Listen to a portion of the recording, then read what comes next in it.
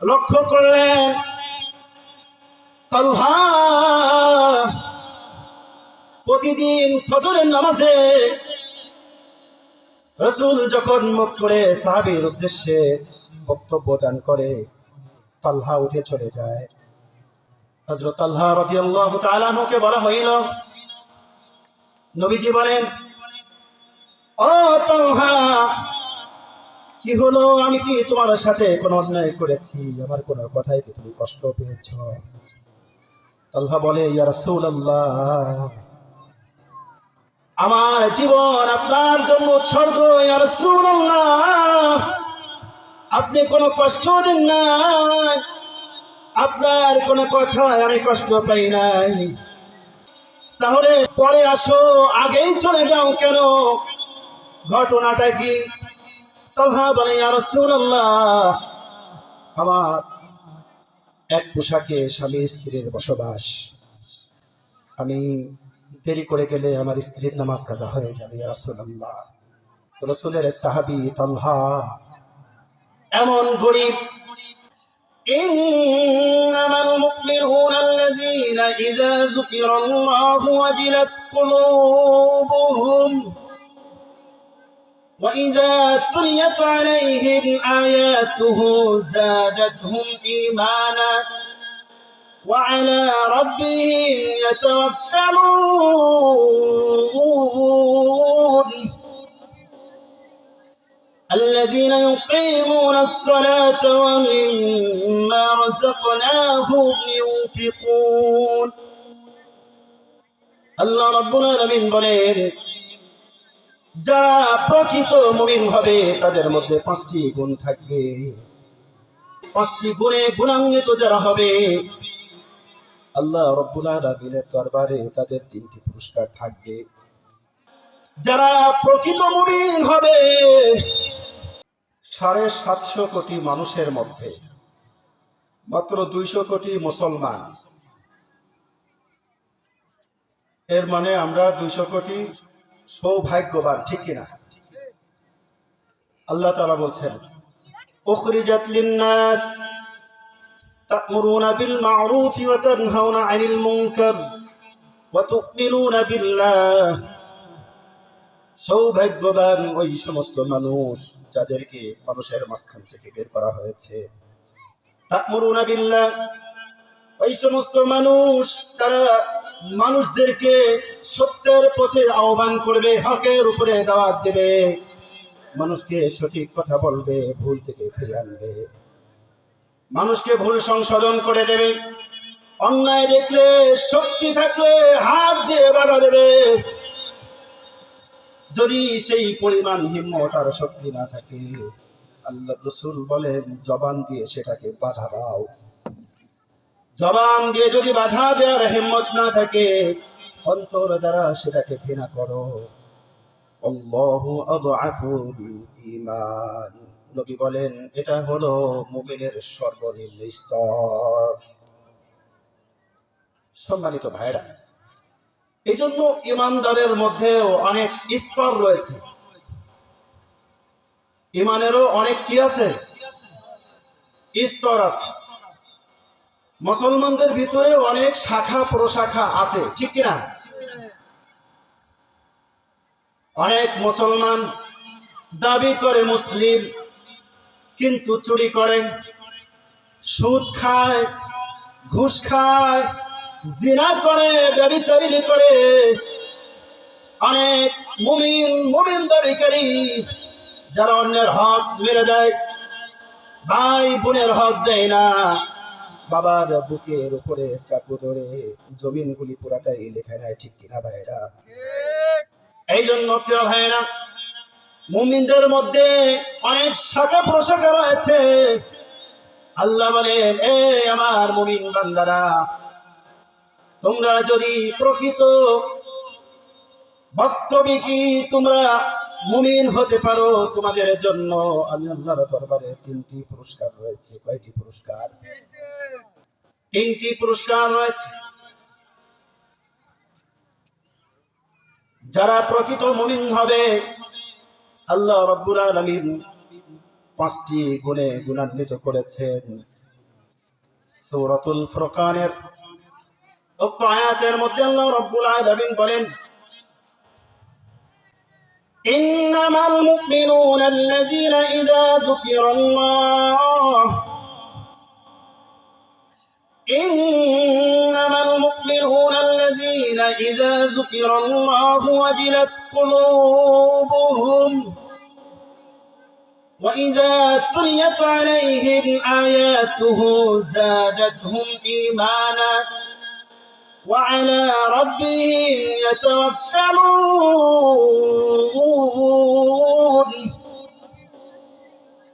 الذين يقيمون الصلاة ومما رزقناهم ينفقون আল্লাহ রাব্বুল আলামিন বলেন, যারা প্রকৃত মুমিন হবে তাদের মধ্যে 5টি গুণ থাকবে। 5টি গুণে গুণান্বিত যারা হবে আল্লাহ রাব্বুল আলামিনের দরবারে তাদের 3টি পুরস্কার থাকবে। 1 নাম্বার গুণ, যারা প্রকৃত মুমিন হবে 1 নাম্বার গুণ, এমন একটি গুণ থাকবে। আল্লাহ বলেন, যিকিরুল্লাহ, যখন মুমিনের সামনে আল্লাহর জিকির করা হবে, যখন মুমিনের সামনে আল্লাহ তাআলার বড়ত্ব মহত্বের কথা বলা হবে, যখন মুমিনের সামনে আল্লাহর গুণগান গাওয়া হবে, তখন ওই মুমিনের হৃদয় ঈমানে ভরপুর হয়ে যাবে।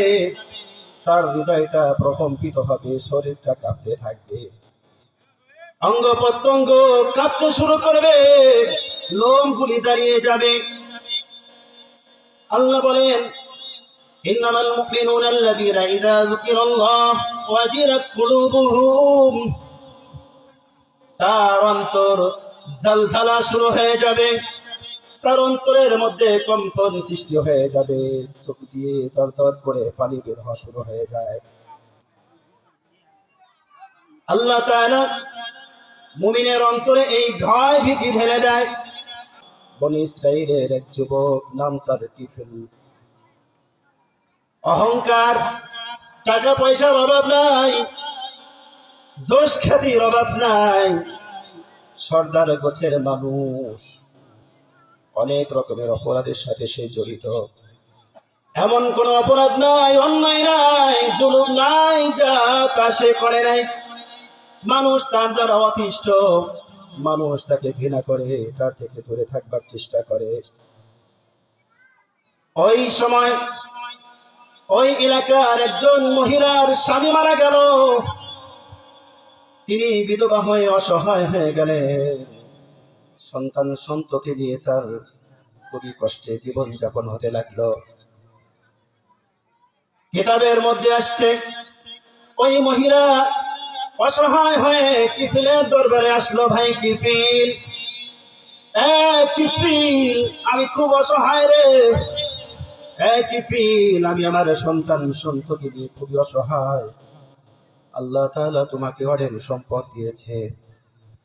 কিফিল, তোমার ওই সম্পদ থেকে আমার সন্তানদের জন্য কিছু টাকা পয়সা আমাকে দাও, আমাকে কিছু সাহায্য সহযোগিতা করো। কিফিল বিধবা মহিলার চেহারার দিকে তাকিয়ে লিপ্সায় তার অন্তর ভরে গিয়েছে। মহিলার দিকে তাকিয়ে বলে, মহিলা, অনেকদিন ধরে আমার অন্তরে তোমার নিয়ে কল্পনা জল্পনা ছিল রে। আমি তোমার দ্বারা আমার লিপ্সাকে পূর্ণ করব। মহিলা, আমি তোমাকে সাহায্য করব, যা চাও তা দেব, যদি তুমি আমার মনের চাহিদা পূরণ করতে পারো। বলেন নাউজুবিল্লাহ। অসহায় নারী আল্লাহর ভয়ে ভীত হয়ে কিফিলকে ডেকে বলে, রে কিফিল, এটা সম্ভব নয়, এটা সম্ভব নয়, আমি আল্লাহকে ভয় করি, আমার দ্বারা এটা হবে না রে কিফিল। মহিলা চলে গেল। বাচ্চাদের কাকুতি মিনতি, বাচ্চাদের পেটে ক্ষুধা, এই অবস্থা দেখে মহিলা নিজেকে সামলাইতে পারে না। বাস্তবে কি কোনো মা সন্তানদের কষ্ট সহ্য করতে পারে না, ঠিক কিনা? ওই মহিলা আবার ফিরে এসেছে, কিফিলের সামনে দাঁড়ায়। কিফিল, আমার বাচ্চারা না খেয়ে মারা যায় রে কিফিল। কিফিল, তুমি আমাকে কিছু সাহায্য করো। কিফিল বলে, আমার যে কথা তোমাকে বলেছি, আমার কথায় যদি তুমি রাজি হও, তুমি যা চাও তা দেব। নিরুপায় মহিলা বলে, কিফিল, আমার সন্তানদের বাঁচাইতে হবে, যা তুই যা চাস নে, আমি রাজি হয়ে গেলাম। মহিলা, বিধবা মহিলা কিফিলের প্রস্তাবে রাজি হয়ে যায়। কিফিল ওই নারীকে নিজের ভোগের বস্তু বানানোর জন্য যখন হাত বাড়ায়, ওই মহিলার দিকে চেয়ে দেখে মহিলার চোখ দিয়ে দরদর করে পানি ঝরে, মহিলার গায়ের পশম দিয়ে ঘাম ছুটছে, ঘাম, শরীরের মধ্যে কম্পন শুরু হয়ে গেছে। কিফিল ডেকে বলে, মহিলা, তোমার শরীরের মধ্যে এমন ঘাম কেন? তোমার চোখ দিয়ে পানি পড়ছে কেন? তোমার শরীরের মধ্যে এমন কম্পন শুরু হলো কেন? মহিলা ডেকে বলে, ভাই কিফিল, আমি আল্লাহকে ভয় করি, আমি বড় ভয় করি। ওয়ালিমান খাফা মাকাম রাব্বিহি ওয়া নাহান নাফসা আনিল হাওয়া। আমি গুনাহ করলে আল্লাহর সামনে কোন চেহারা নিয়ে দাঁড়াবো কিফিল? আমি আল্লাহর সামনে দাঁড়াবো কোন চেহারা নিয়ে? আমার ভিতরে আল্লাহর ভয় জেগেছে, আমার ভিতরে আল্লাহর ভয় ঢুকে গিয়েছে, আমি নিজেকে কন্ট্রোল করতে পারি নাই রে কিফিল। আল্লাহ বলেন, ওয়ালিমান খাফা মাকাম রাব্বিহি জান্নাতান, যে ব্যক্তি আল্লাহর ভয়ে গুনাহ ছেড়ে দেয়, আল্লাহ রাব্বুল আলামিন তার জন্য 2টা জান্নাত বরাদ্দ করে দেয়। বলেন সুবহানাল্লাহ। কিফিল ডেকে বলে, ও বোন, তুমি এত অসহায়, এত অসহায়ত্বের পরেও তুমি তোমার আল্লাহকে ভালো নাই, অথচ আল্লাহ আমাকে কোন দেয় নাই, আমি আল্লাহকে চিনতে পাই নাই। বোন, তোমার যা লাগে নিয়ে যাও, আমার চাহিদা পূরণ করতে হবে না রে বোন। তুমি আল্লাহকে ভয় করো, তোমার আল্লাহকে ভয় করা দেখে আমার ভিতরে আল্লাহর ভয় ঢুকে গিয়েছে। সুবহানাল্লাহ। বোন, তুমি আল্লাহর ভয়ে নিজের মধ্যে কম্পন সৃষ্টি করেছো, তোমার আল্লাহর ভয় দেখে আমার শরীরের মধ্যে আল্লাহর ভয় ঢুকে গিয়েছে। যা যা, তোর যা লাগে নিয়ে যা, আমার চাহিদা পূরণ করতে হবে না। মেয়েটাকে বিদায় দিয়ে দিয়ে কিফিল বাড়িঘর ছেড়ে জঙ্গলে আশ্রয় নিল। জঙ্গলে আশ্রয় নেওয়ার পরে ছোট্ট একটি কুড়ে ঘরের মধ্যে থাকে, রাত দিন কান্নাকাটি করে আর বলে, মালিক, আমার আল্লাহ, আমি বড় গুনাহগার, আমি বড় অপরাধী, আমার গুনাহ সম্পর্কে সকলেই জ্ঞাত, আমার অপরাধ সম্পর্কে সকলেই জানে। আমি এত অপরাধী, এত জুলুম করেছি, এত অন্যায় করেছি, সমাজের মানুষ আমাকে কেউ ভালোবাসে না, সবাই আমাকে ধিক্কার দেয়, তিরস্কার করে। মালিক, আমি এতদিন বুঝি নাই, শয়তানের প্ররোচনায় পড়ে ভুল করেছি, অন্যায় করেছি, আপনি আমাকে তাড়িয়ে দিন না, আমাকে ক্ষমা করে দিন, আমাকে মাফ করে দিন। বলেন সুবহানাল্লাহ। ওই যুবক কিফিল আল্লাহর কাছে কান্নাকাটি করে, তওবা করে, ইস্তেগফার করে, চোখের পানি ফেলে সিজদায় পড়ে থাকে, এভাবে সময় পার করতে থাকে। একটা পর্যায়ে কিফিলের মৃত্যু হয়ে গেল। সমাজের মানুষ জানতে পারলো কিফিলের মৃত্যু হয়ে গেছে। সমাজের নিয়ম হইল, যদি কোনো ভালো মানুষ মারা যায়, মানুষ দেখতে যায়। যদি খারাপ মানুষও মারা যায়, মানুষ দেখতে যায়। আল্লাহ তাআলা খারাপ মানুষের সাথে কেমন আচরণ করেছে জানতে চায়। সমাজের মানুষ কিফিলের লাশ দেখার জন্য গেল, যে এই বজ্জাত, এই জালেম, এই নিষ্ঠুর পাষাণ হৃদয়ের কিফিল কেমন অবস্থায় মারা গেল আমরা দেখতে যাই। হাজার হাজার মানুষ কিফিলের ঘরের সামনে, তারা চোখাট খুলে দেখতে পাইল কিফিলের ব্যাপারে চোখাটের মধ্যে আরবি অক্ষরে আল্লাহ লিখে দিয়েছেন গুফিরাত লাহুল কিফল। আল্লাহ তাআলা কিফিলের সকল অপরাধ গুনাহ ক্ষমা করে দিয়েছে। সুবহানাল্লাহ। সকল গুনাহ ক্ষমা করে দিয়েছে। আমার প্রিয় ভাইরা, গুনাহ যত বড় হোক, গুনাহ যত বড়ই হোক, যদি বান্দা অন্তর থেকে আল্লাহর কাছে ফিরে আসে, গুনাহ থেকে তওবা করে, আল্লাহ রাব্বুল আলামিন তার গুনাহগুলো ক্ষমা করে দেন। সুবহানাল্লাহ। নবীজি সাল্লাল্লাহু আলাইহি ওয়াসাল্লামের কাছে দুইজন ব্যক্তি এসেছে। দুইজন ব্যক্তি এসে একজন বলে, ইয়া রাসূলুল্লাহ, হে আল্লাহর নবী, আমি বড় অপরাধী, আমি বড় গুনাহগার। আমার জীবনে এমন কোনো গুনাহ নাই যা আমার দ্বারা হয় নাই। ইয়া রাসূলুল্লাহ, ইয়া হাবিবাল্লাহ, আমার গুনাহ কি ক্ষমা হবে? অপরজন বলে, ইয়া রাসূলুল্লাহ, আমি এমন এমন গুনাহ করেছি, নিজের উপরে জুলুম করেছি, আমার গুনাহগুলো কি ক্ষমা হবে ইয়া রাসূলুল্লাহ? নবীজি চোখটা বন্ধ করে ফেললেন, মাথাটা নিচু করে ফেললেন। কিছুক্ষণ পরে রাসূল মাথা উঠাইলেন। এরপরে আল্লাহর রাসূল সাল্লাল্লাহু আলাইহি ওয়াসাল্লাম মাথা উঠিয়ে দুইজন ব্যক্তিকে উদ্দেশ্য করে বললেন, এই আল্লাহর বান্দা, এই মাত্র জিবরিল আমিন আলাইহিস সালাম আল্লাহর পক্ষ থেকে আমাকে জানিয়ে দিল, বান্দা যতই গুনাহ করো না কেন, যদি বান্দা খালিস দিলে তওবা করো, তাহলে আমি আল্লাহ তোমার জীবনের সকল গুনাহ ক্ষমা করে দেব। আর একটু জোরে বলেন না সুবহানাল্লাহ। আমাদের জীবনে গুনাহ আছে না নাই?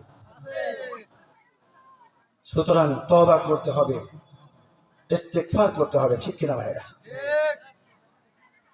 এই জন্য মুমিনের এক নম্বর গুণ হবে, যখন মুমিনের সামনে আল্লাহর জিকির করা হবে, আল্লাহর নাম উচ্চারিত হবে, তখন মুমিনের অন্তরটা কেঁপে উঠবে, মুমিনের হৃদয়ে ঘাম শুরু হবে, মুমিনের অন্তরের মধ্যে ঝালঝালা শুরু হয়ে যাবে। ইদা তুলিয়াত আলাইহিম আয়াতুম যাদাতহুম ঈমানা। দুই নম্বর গুণ হবে, যদি মুমিনের সামনে আল্লাহর কালাম কিতাবুল্লাহ কোরআনের তিলাওয়াত হয়, তখন মুমিনের হৃদয়ে ঈমানটা বেড়ে যায়। সুবহানাল্লাহ। মুমিনের হৃদয়ে ঈমান বেড়ে যায়। কোরআনের তিলাওয়াত এমন এক তিলাওয়াত, আফদালুল ইবাদাতি তিলাওয়াতুল কোরআন। নবীজি বলেন, পৃথিবীর মধ্যে যত নফল ইবাদত রয়েছে, তার মধ্যে সর্বশ্রেষ্ঠ ইবাদত হলো কোরআন তিলাওয়াত। রাসূল পাক সাল্লাল্লাহু আলাইহি ওয়াসাল্লাম কোরআনের তিলাওয়াত করেন। দিনের বেলায় তিলাওয়াত করতে পারেন না, কাফের মুশরিকরা অত্যাচার করে, বাধা দেয়, কষ্ট দেয়। আল্লাহর নবী নিজেকে গোপন রেখে রাত্রের অন্ধকারে দাঁড়িয়ে দাঁড়িয়ে ঘরের আড়ালে তিলাওয়াত করতে থাকে। ওই জামানার সবচেয়ে বড় কাফের আবু জেহেল, উতবা, সাইবারা নবীজির তিলাওয়াত শোনার জন্য গোপনে গোপনে রাসূলের ঘরের কর্নারে এসে বসে থাকে। যখন ফজর হয়ে যায় একে অপরের সাথে দেখা হয়। আরে উতবা সাহেবেরা কোথায় গেছিলি? বলে নবীজি মুহাম্মাদের তিলাওয়াত শুনতে গেছিলাম। আপনি কোথায় গেছিলেন? বলে আবু তো তিলাওয়াত শুনে আসলাম। আবু জেহেল দেখে বলে আমরা যদি এভাবে মুহাম্মাদের তিলাওয়াত করি তাহলে সাধারণ জনগণ আমাদের উপরে আস্থা রাখবে না, সুতরাং তওবা কর, হাতে হাত রেখে ওয়াদা কর আর কোনোদিন মুহাম্মাদের তিলাওয়াত শুনতে যাব না। একে অপরের হাতে হাত রেখে ওয়াদা করে কোরআনের তিলাওয়াত আর শুনতে যাবে না। মানুষের মাঝে প্রচার করে وقال الذين كفروا لا تسمعوا لهذا القرآن والغوا فيه لعلكم تغلبون। কাফেরেরা জনগণের সামনে প্রচার করে তোমরা মুহাম্মাদের তিলাওয়াত শুনতে যাবে না, তোমরা কোরআনের তিলাওয়াত শুনবে না। কোরআনের তিলাওয়াত যদি শোনো তোমাদের হৃদয় মুহাম্মাদের প্রতি আকৃষ্ট হয়ে যাবে, মুহাম্মাদের দ্বীনের প্রতি, ইসলামের প্রতি তোমাদের হৃদয়টা আকৃষ্ট হয়ে যাবে। মুহাম্মাদের তিলাওয়াত তোমরা শুনবা না, কোরআনের তিলাওয়াত শুনবা না। দিনের বেলায় কোরআনের বিরোধিতা করে, আর যখন গভীর রাত হয় প্রত্যেকটা নেতা মুহাম্মাদের তিলাওয়াত শোনার জন্য লাইন ধরে ঘরের সামনে বসে যায়। কোরআনের তিলাওয়াতে মধু আছে না নাই? নবীজি বলেন এই মুমিন, আরে কোরআনের তিলাওয়াতে মধু আছে। এই মধু এত মধু কাফের মুশরিকরা পর্যন্ত কোরআনের তিলাওয়াতের মধু ছাড়তে পারে নাই। আর যখন কোন ইমানদারের সামনে কোরআনের তিলাওয়াত হয় তুলিয়াত আলাইহিম আয়াতুহু যাদাতুহুম ঈমানা। মুমিনের সামনে কালামে পাক তিলাওয়াত হলে মুমিনের ঈমান বেড়ে যায়, আল্লাহ ঈমান বৃদ্ধি করে দেন। বলেন সুবহানাল্লাহ। মুমিনের 2 নম্বর গুণ। 3 নম্বর গুণ হলো وعلى ربهم يتوكلون।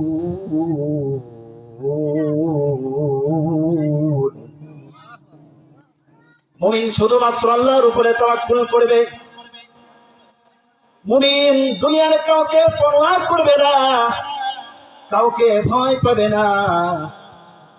মুমিন সকল ক্ষেত্রে শুধুমাত্র এক আল্লাহকে ভয় করবে। জোরে বলেন ঠিক কি না? মুমিনের হৃদয়ে আল্লাহ, যার হৃদয়ে আল্লাহ নাই তার হৃদয়ে শয়তান। আর শয়তান যার উপরে আছড় করে সে দুর্বল, সে ভীতু। কিন্তু যার হৃদয়ে আল্লাহ রয়েছে, যার মধ্যে আল্লাহর ভয় রয়েছে, যে আল্লাহর উপরে তাওয়াক্কুল করে, আল্লাহ বলেন হাসবি আল্লাহ, আমার বান্দার জন্য আমি যথেষ্ট হয়ে যাই। যদি বান্দা আমার উপরে তাওয়াক্কুল করে, আমার উপরে ভরসা করে। আল্লাহ রাসূলের একজন পালক পুত্র ছিল হযরত যায়েদ। হযরত যায়েদ ইবনে হারিসা নবীজি সন্তানকে অনেক বেশি ভালোবাসতেন। মক্কার জীবনটা ছিল রাসূলের অনেক কষ্টের, সাহাবীদের জন্য অনেক কষ্টের। মক্কার কাফেররা রাসূলকে শান্তিতে থাকতে দেয় নাই, সাহাবীদেরকে শান্তিতে থাকতে দেয় নাই। রাসূল সন্তানকে ডেকে বলে, রে যায়েদ, তোমার কষ্ট আমি সহ্য করতে পারবো না। যায়েদ মদিনায় চলে যাও, হিজরত করো। যায়েদ মদিনায় যাওয়ার জন্য তৈরি হইলেন। একজন বেদিন, যিনি মুসলিম নয় কিন্তু মুসলিম সেজেছে। এমন অনেক মানুষ আছে না নাই? আসলে মুসলিম না, মুসলমানদের ভিতরে মুসলিম সেজে মুসলমানদের ক্ষতি করতেছে। ঠিক কিনা ভাইরা? শুধু এই যুগে নয়, সেই যুগেও ছিল মুনাফিক যারা রাসূলের জামাতে নামাজ পড়েছে কিন্তু রাসূলের বিরোধিতা করেছে। ঠিক কিনা?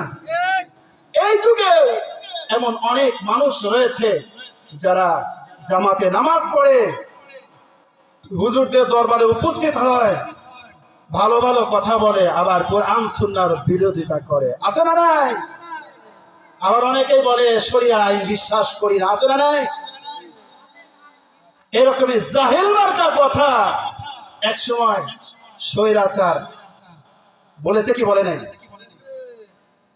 স্বৈরাচার পালিয়ে গিয়েছে, কিন্তু বর্তমানেও যারা এমন কথায় বিশ্বাসী তাদেরকে বাংলার মুসলমান জায়গা দেবে না। শরিয়া আইন, প্রিয় ভাইরা, শরিয়া ছাড়া কোনো মুসলমান, যে প্রকৃত মুসলমান, সে তো পেশাব পায়খানাও করতে পারবে না, ঠিক কিনা? একজন মুসলমানের জন্ম থেকে মৃত্যু পর্যন্ত প্রতিটা ক্ষেত্রে শরিয়া আছে না নাই? শরিয়া ছাড়া জন্ম হয় না। একজন মানুষকে যখন আপনি নাম রাখবেন, সে যদি মুসলিম হয়, তার নামটা রাখা সুন্নাহ, ঠিক কিনা? এর মধ্যে শরিয়া আছে না নাই? তার কানে আজান দিতে হয়, শরিয়া। তার বিবাহ শাদী শরিয়া, পর্দা পুশিদা সব কিছুতে শরিয়া আছে না নাই? সুতরাং শরিয়া আইন এটা আমাদের হৃদয়ে অন্তরে গাঁথা, ঠিক কিনা ভাই? সুতরাং যারা বলে শরিয়া মানি না, তারা মুসলিম হতে পারে না, আমরা তাদেরকে বিশ্বাস করি। সম্মানিত ভাইয়েরা, রাসূলের পালক পুত্র যায়েদ মদিনায় যাওয়ার জন্য তৈরি হয়ে গেলেন। একজন মদিনায় তার সঙ্গী হবার জন্য আরজ করলেন, যায়েদ, আমি তোমার সঙ্গী হতে চাই, তুমি দূরের সফর করবে, আমি তোমার সঙ্গী হতে চাই। হযরত যায়েদ ইবনে হারেসা তিনি বললেন, ভালোই হয়, একা একা সফর, যদি তুমি আমার সঙ্গী হও আমার জন্য ভালো হবে।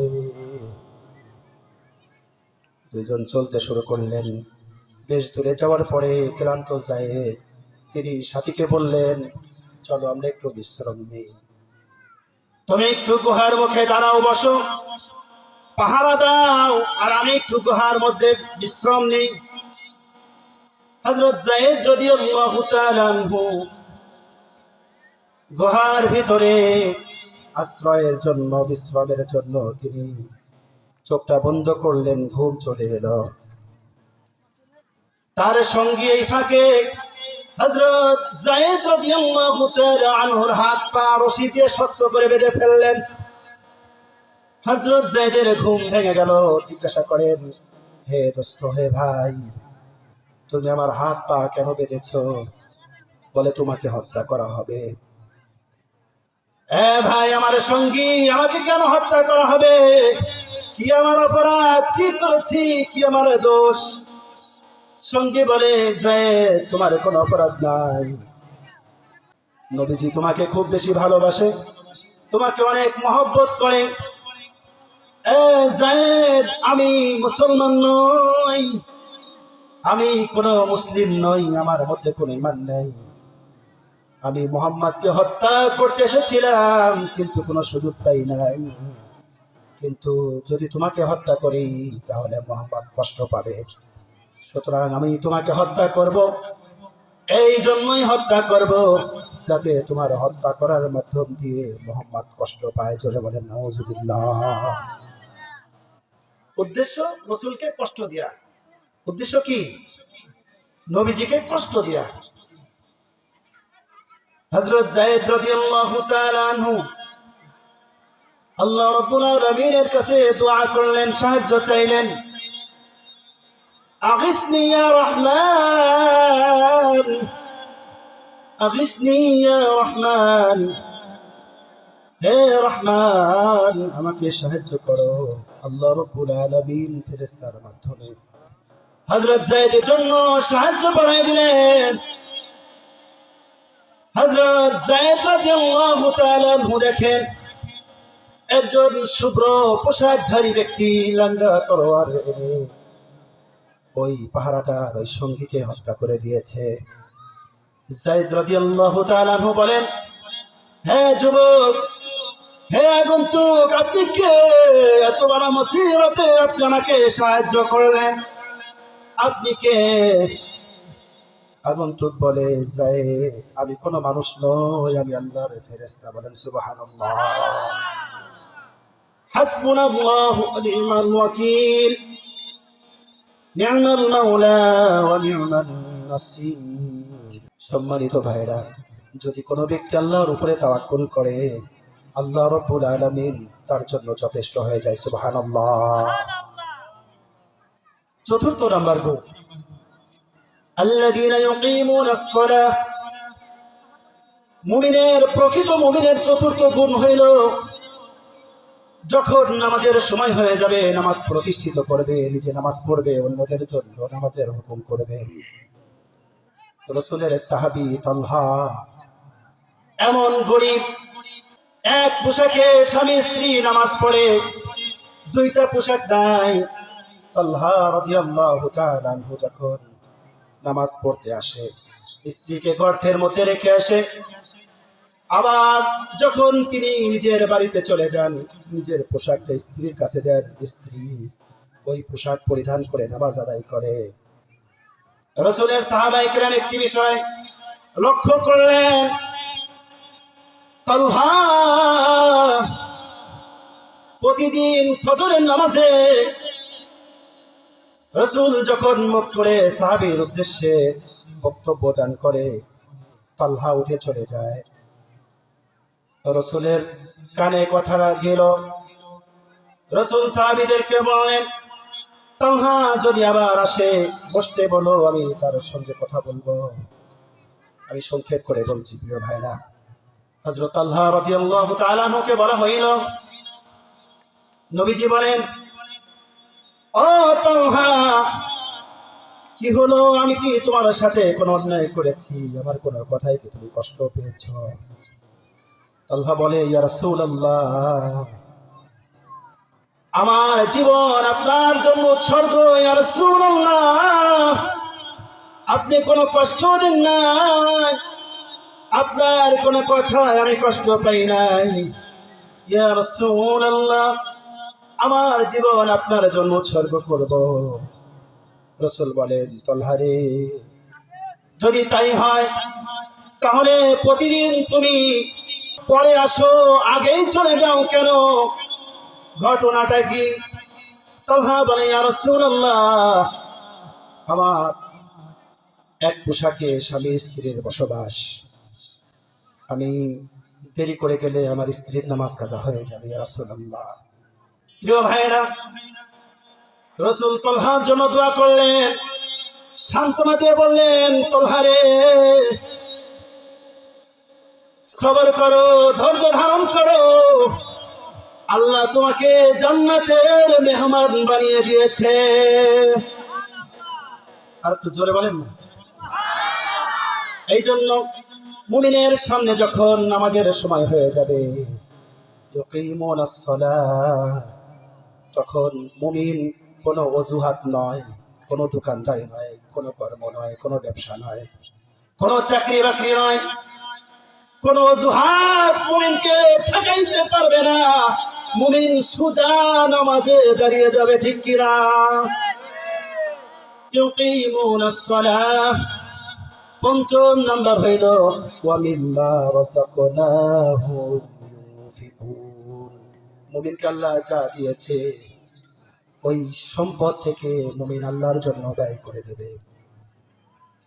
আল্লাহ তাআলা যা দিয়েছে তার ভিতর থেকে আল্লাহর জন্য কি করবে? ব্যয় করবে। রাসূলের গরীব সাহাবী ছিল বিলাল। রাসূল বললেন, আনফিক ইয়া বিলাল, আল্লাহর রাস্তায় খরচ করো। বিলাল বলেন, ইয়া রাসূলুল্লাহ, আমার তো কিছুই নাই, সামান্য একটু খেজুর রয়েছে। রাসূল বললেন, আল্লাহর ভান্ডারে কোনো কম নাই। সুবহানাল্লাহ বলো। এই জন্য মুমিনের পঞ্চম গুণ হবে, আল্লাহ যা দিয়েছে তা থেকে আল্লাহর রাস্তায় ব্যয় করবে। সুবহানাল্লাহ। যদি এই 5 গুণ কোন মুমিনের হৃদয়ে থাকে, উলাইকা হুমুল মুমিনুনা হাক্কা, তারাই সত্যিকার মুমিন। বলেন সুবহানাল্লাহ। এই সত্যিকার মুমিনদের জন্য আল্লাহ তিনটা পুরস্কার রেখে দিয়েছে। লাহুম দারাজাতুন ইনদা রাব্বিহিম, ওই মুমিনকে আল্লাহ রাব্বুল আলামিন অনেক মর্যাদা দিয়ে সম্বর্ধনা জানাবেন। সুবহানাল্লাহ। ওয়া মাগফিরাতুন, আল্লাহ তাআলা বলেন আমার ওই মুমিন বান্দার জীবনের সকল গুনাহগুলো আমি ক্ষমা করে দিব। যদি বান্দার কোনো গুনাহ থাকে আল্লাহ বলেন লাহুম মাগফিরা, তার গুনাহগুলো কি করব? ক্ষমা করে দেব। আর তৃতীয় পুরস্কার ওয়ারিজকুন কারীম,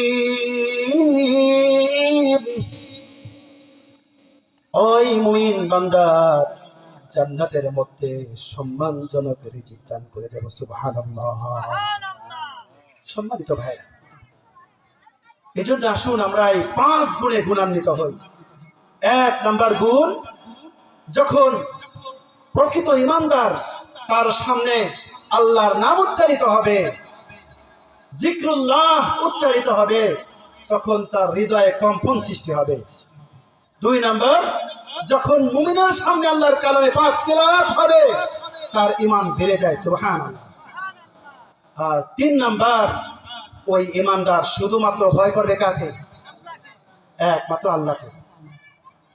4র্থ হলো, যখন নামাজের সময় হয়ে যাবে কোনো অজুহাত বাদ দিয়ে নামাজে অ্যাটেন্ড হয়ে যাবে, ঠিক কিনা? আর 5ম গুণ, আল্লাহ যা দিয়েছে তা থেকে আল্লাহর রাস্তায় ব্যয় করবে। সুবহানাল্লাহ। যদি এই 5 গুণ থাকে আল্লাহ বলেন উলাইকা হুমুল মুমিনুনা হাক্কা, তারাই প্রকৃত মুমিন। আর তাদের জন্য 3টা পুরস্কার, লাহুম দারাজাতুন ইনদা রাব্বিহিম ওয়া মাগফিরাতুন ওয়া রিজকুন কারীম, আল্লাহর দরবারে তার সম্মান, তার গুনাহ মাফ, আল্লাহ তাআলা তাকে জান্নাতে রিজিক দান। সুবহানাল্লাহ। আল্লাহ আমাদের সকলকে এই 5 গুণে গুণান্বিত হবার তৌফিক দান করেন। সকলে বলি আমিন। ওয়া আখিরু দাওয়ানা আলহামদুলিল্লাহি রাব্বিল আলামিন। আসসালামু আলাইকুম ওয়া রাহমাতুল্লাহি ওয়া বারাকাতুহু।